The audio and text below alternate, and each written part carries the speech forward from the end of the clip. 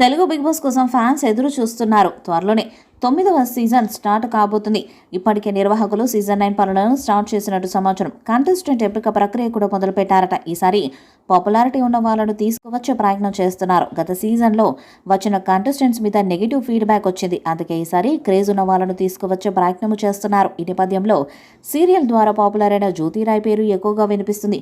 జ్యోతిరాయ్ ప్రముఖ గుప్పెడంత మనసు సీరియల్లో నటించిన జగతి మేడం.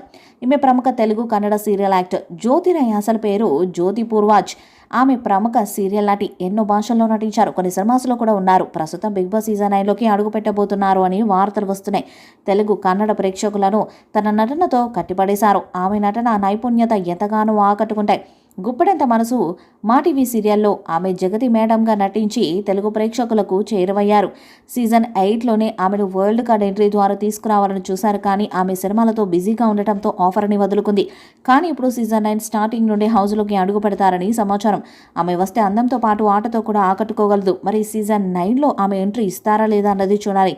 సీజన్ 1 ఎన్టీఆర్ హోస్ట్ చేయగా, సీజన్ 2కి హీరో నాని హోస్ట్ చేయగా, 3వ సీజన్ నుంచి ఇప్పటి వరకు కింగ్ నాగార్జున గారు హోస్ట్గా చేస్తున్న విషయం మనందరికీ తెలిసిందే.